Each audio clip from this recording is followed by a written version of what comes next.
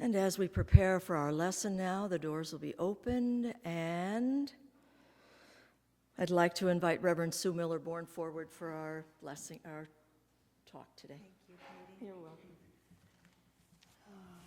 Good morning, everyone. I appreciate you being here today, and for those of you that are visiting our center for the first time, welcome. I'm curious to speak to you afterwards to see what stirred in your soul to say, I want to visit that place there on 1905 Hartnell. I want to see the beauty. And so we welcome you and all of you. This talk today is on becoming receptive to the divine. And all week, I watched my world around me. How receptive am I to the divine? And it's been an interesting journey. It's been a pleasure to witness those experiences that I ended up inviting once you open yourself to the question and ask for an answer. Sometimes it hits you over the head, but regardless of that, the journey and being receptive to the divine. And so the meditation was an opportunity to open you to that knowing. You see, the idea of that God quality of peace, of joy, of beauty, of love, of life, of light, the attributes of God, the one, we recognize all of that glory of the one, and we are a piece and a part always of that divine influx, that divine knowing flowing through us as us.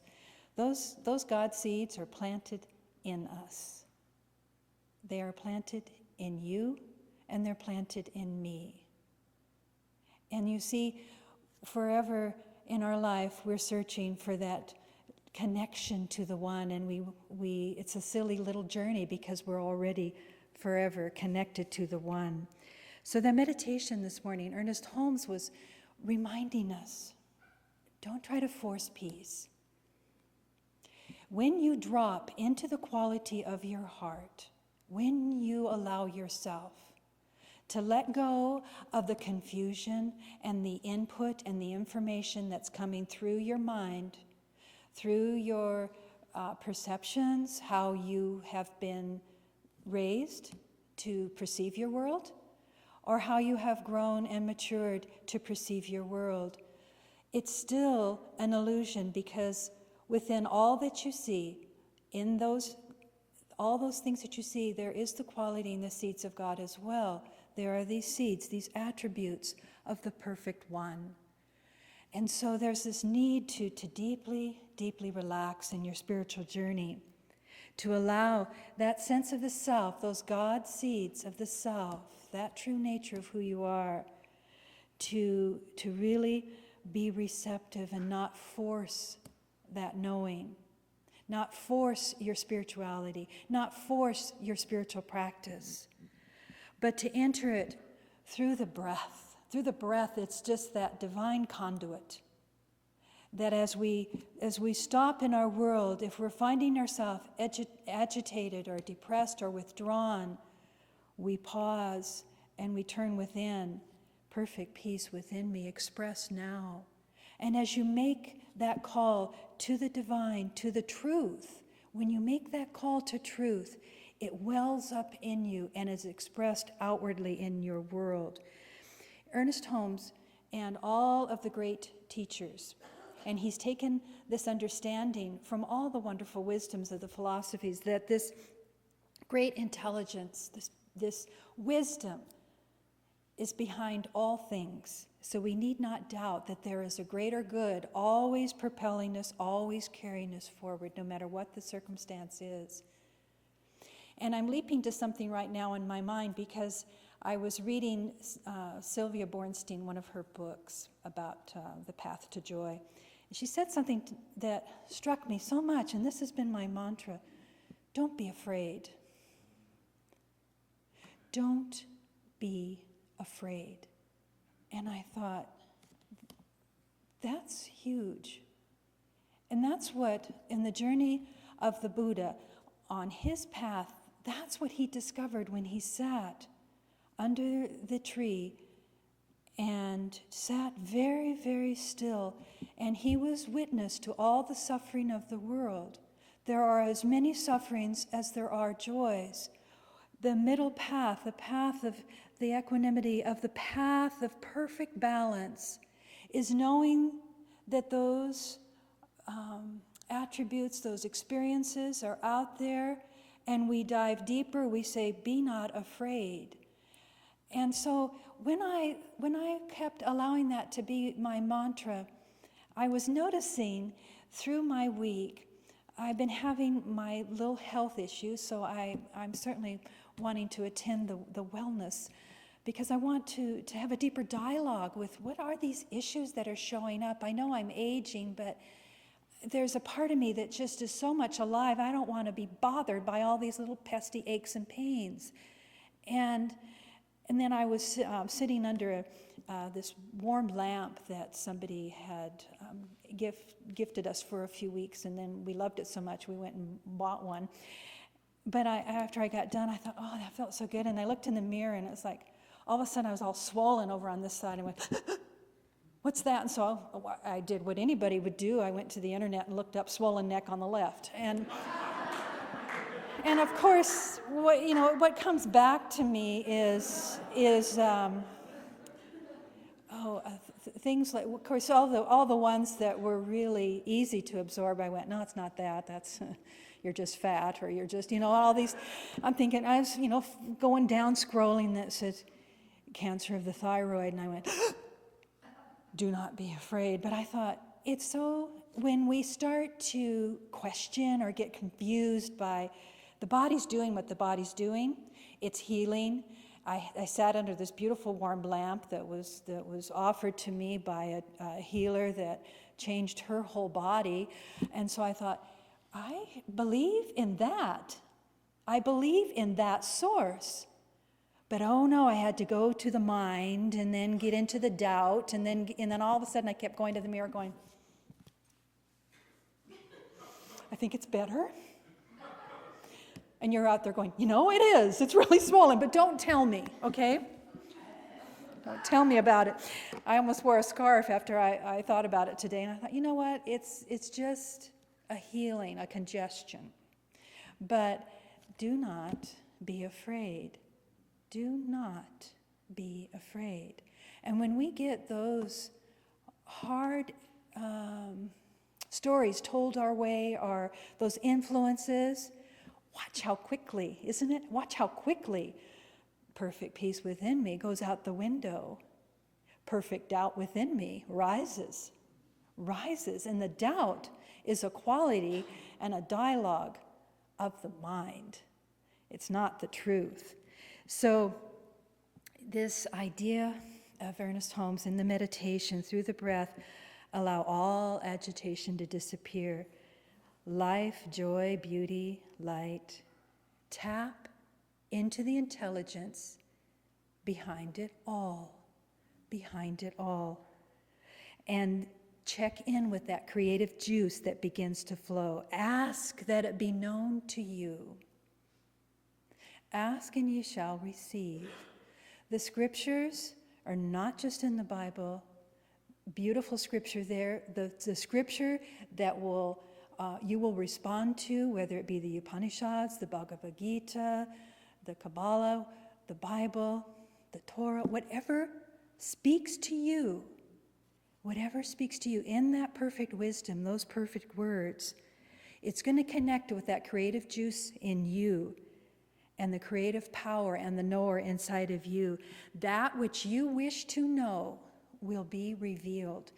Now, again, the conduit, the perfect pathway to being receptive to the divine is through the heart.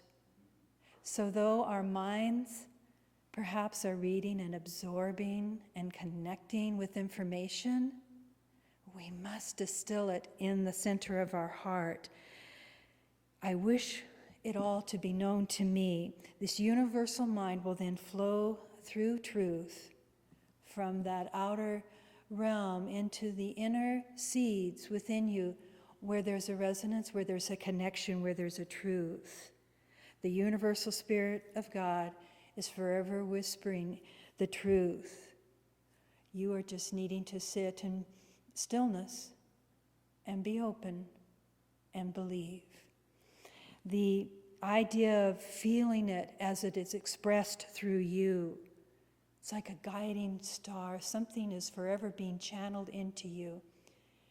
And I am tremendously amused by this because I have been struggling with a very important decision in my own personal life, and I put it before God, and I put it into that seed in myself. The answer rises very clearly, very pristine, and then I cloud it with, but, oh my, maybe that's not the truth, because these people just arrived and they're trying to tell me that that's not the truth. And so all of a sudden, that perfect moment, that clarity, that crystal clarity that downloaded through me, I suddenly begin to layer and layer and layer with parts of my life and my personality, and then I stay frozen in indecision. Because I want the decision to come easy. I don't want it to hurt, and I don't want it to hurt anyone else. And so I just get frozen. And I was sharing this in the staff meeting, and Reverend Mary said, interesting.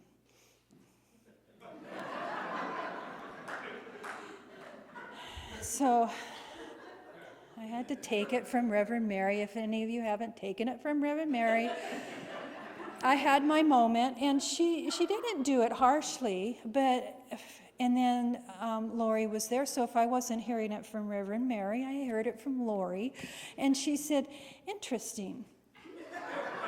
And she shared that when I was in Sacred Sisters, she said, what did your card say to you? And I said, I can't remember.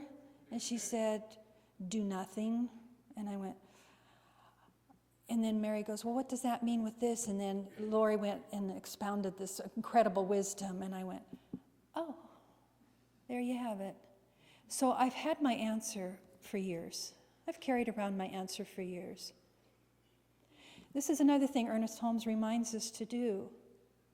You ask, you receive, and then you move your feet. You see, if he describes it, if you keep your head in the clouds the whole time and don't really act on the good that you're receiving, on the good that you know is your good, then you're creating your own suffering. You're creating your own pattern of confusion. The answers are right there.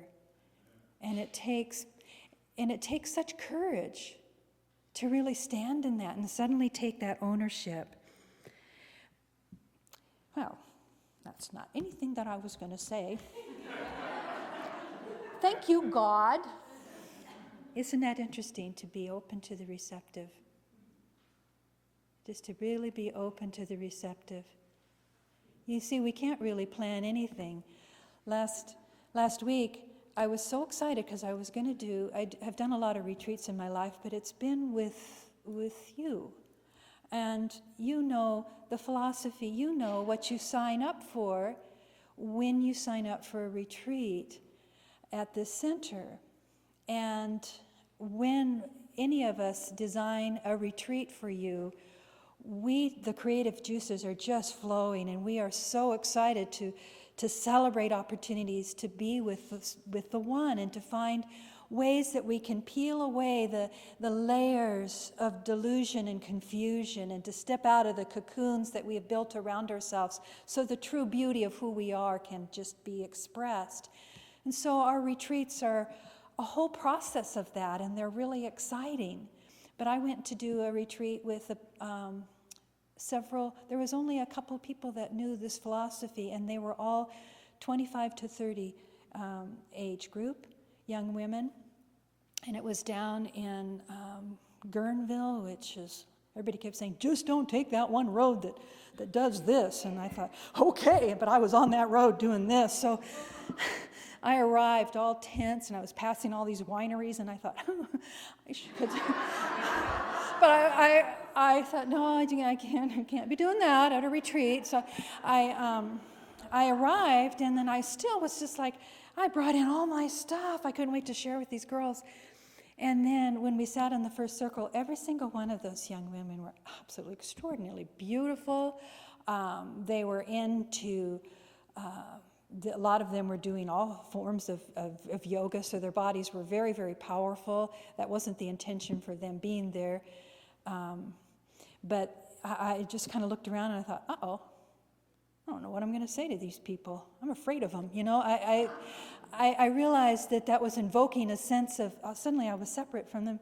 So I asked the question right off the first night, because they all went around, shared what they were going to be there for, and Reverend Andrew and I were both there, and so I just, I said, well, what's your spiritual background? Quiet, Well, and then the stories opened. But I needed that avenue. I needed that base of knowing who we are in this circle. And truly, I was sharing with them, we want to go deep here.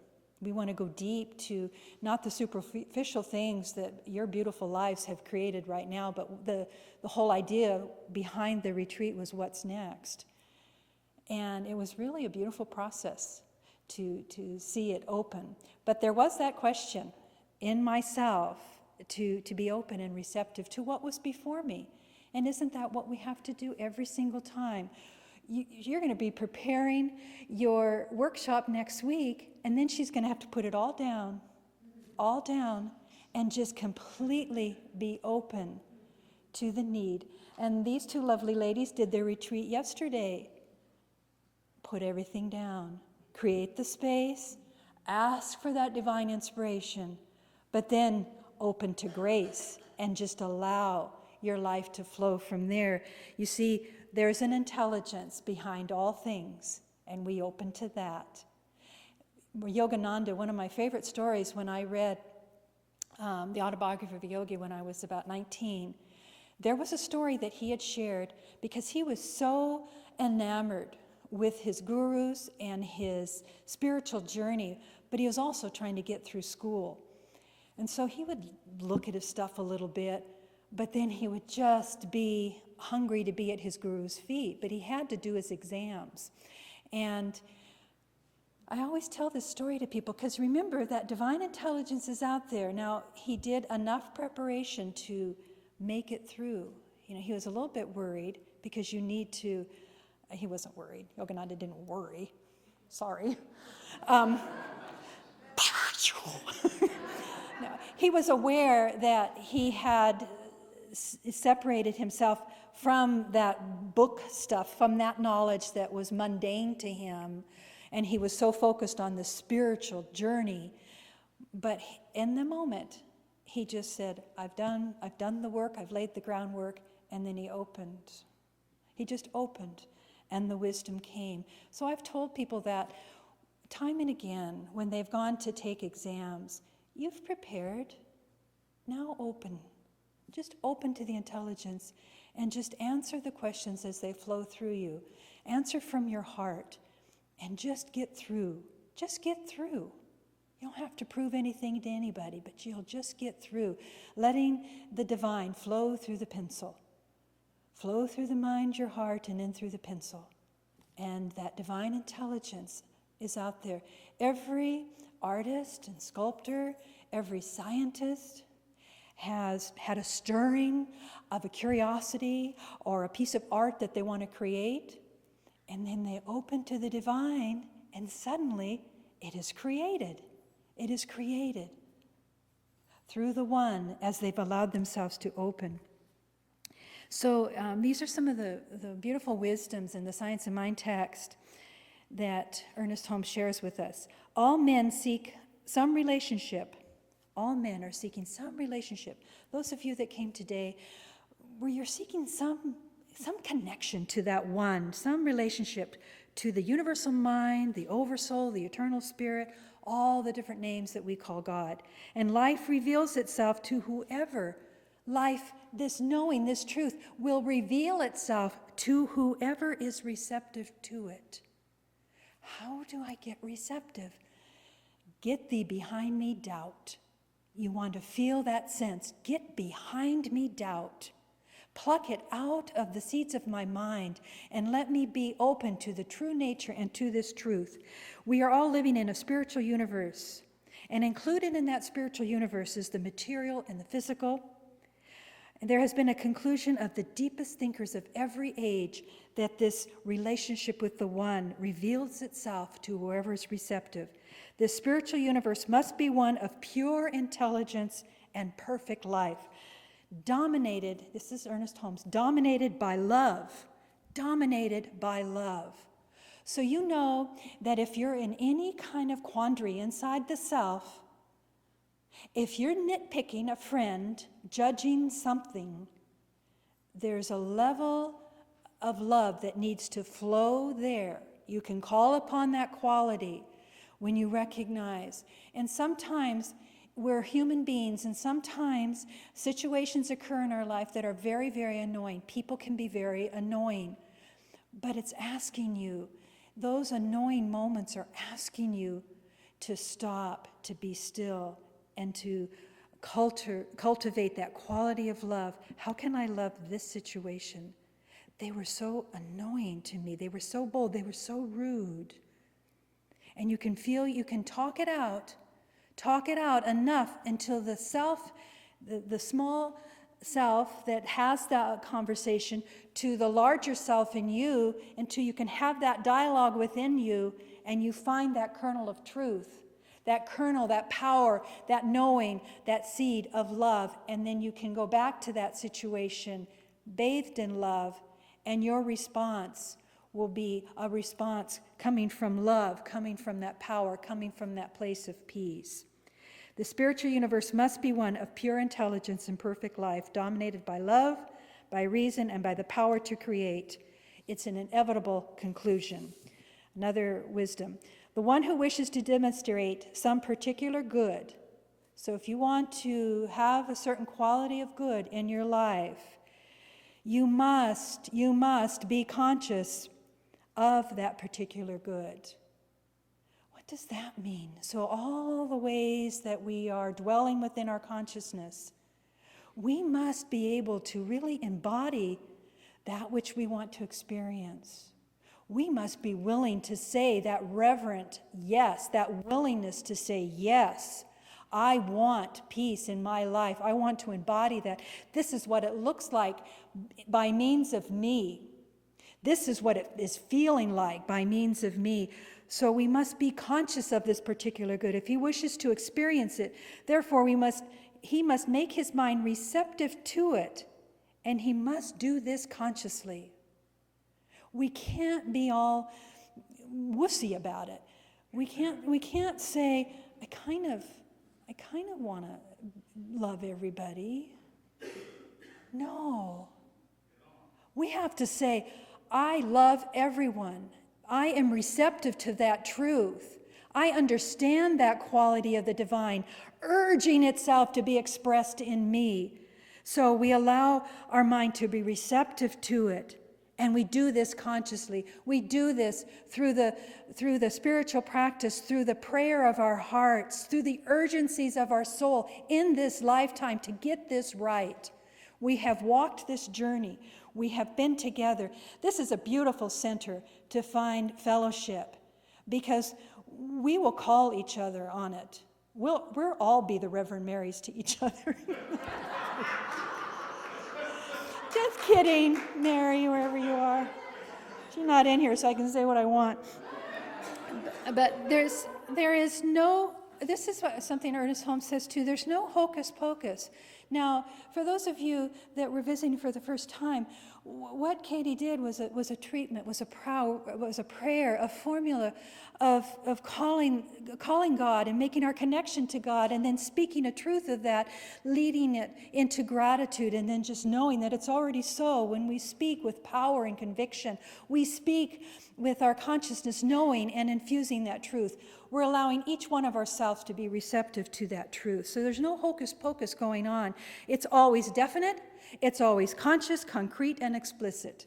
We are dealing with an intelligence. We are dealing with God. We are dealing with an intelligence of God, an intelligence and a love. And so we deal with it with intelligence and with love. And what happens there? This is the beautiful part. You create a perfect belief. You created a perfect belief. And so what was layered on you as a shell, as can't you see all the things I'm afraid of? They're all plastered all over me. No, you strip those away and people say, she's a true believer. She really believes this. Because this radiant love, this radiant peace shines forth and speaks louder than any doubt, than any fear could ever lead you off your path. And finally, another wonderful wisdom from the text. It has always been taught that the soul of the universe, the soul, that which we live and have our very being in, is receptive medium into which the Spirit breathes forth. Think about that when you think about the very first words of the Bible. What was breathed into form. The Spirit breathes forth the form of its thought. It is subjective to the Spirit. That which is subjective is always impersonal. So you see, it's going to be done unto you as you believe. There it goes back to that true belief. So look deeply into the altar of your heart and ask yourself if you have been in an arena of frozen and not being able to make that decision, to make that step forward, to free yourself. You must remind yourself that you can step into this receptive medium and allow it to receive your calling of your heart. And then allow yourself, once it is received with such truth, it is compelled to act upon it. It is the law. We have love, we have the law. It will be done unto you as your thoughts are held. So we allow ourselves to recognize, oh, I'm on the spiritual journey. That's why it is such an important time in my day, in my life, to sit very, very still. To sit with the one, not put any task before the opportunity to have this dialogue. And as the dialogue of myself, who I am, merges with the one, and the one speaks to that seed of itself within me, I recognize and I expand who I am. The volume of who I am speaks loudly, because suddenly I am infused with that divine knowing. And every step I take is a step on the path and a step to a true belief that I hold and I merge with. The universe, consequently, the soul of the universe, the big soul, has been called a blind force, not knowing, only doing for each one of us what we allow ourselves to be receptive to. It is the medium of our thought, and it is the power and the action of Spirit moving through us, because we are conduits of this one, and it is asking us to serve this world from a place of peace, poise, and calm.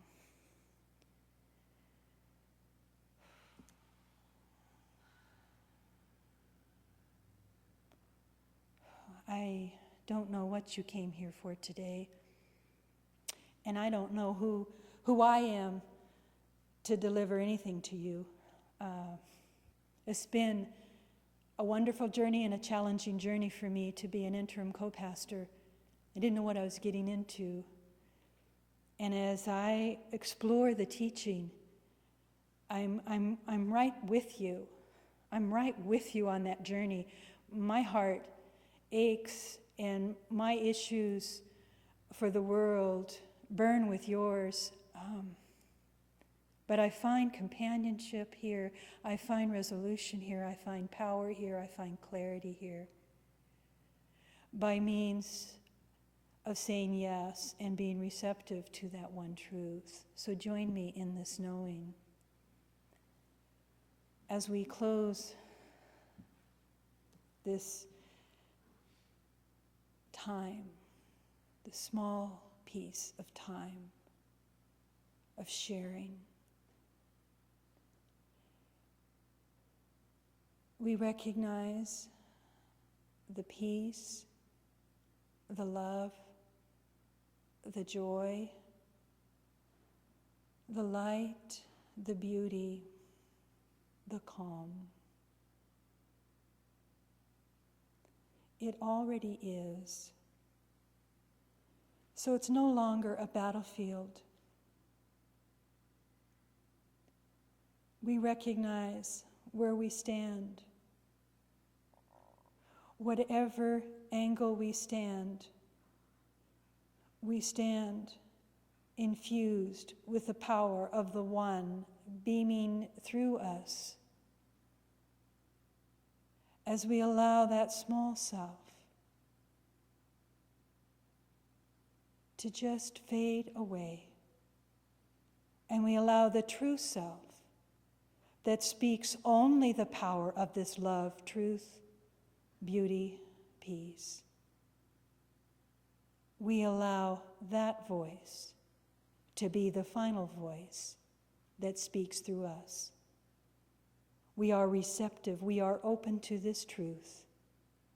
As we open to this greater understanding, as we recognize we have the opportunity right here and now to open and to drop all the layers, all the confusion, all the doubt, all the blame or shame. We drop it at our feet right now. And as we leave this sanctuary today, we walk in the footsteps of the One, glorifying all that is before us, radiating our true belief, our true love, our true knowing. So thank you, God, for this moment where we say yes. We say yes to that still small voice, and we move powerfully forward as ambassadors of peace and trust on this planet today. It is done, it is so, and so it is.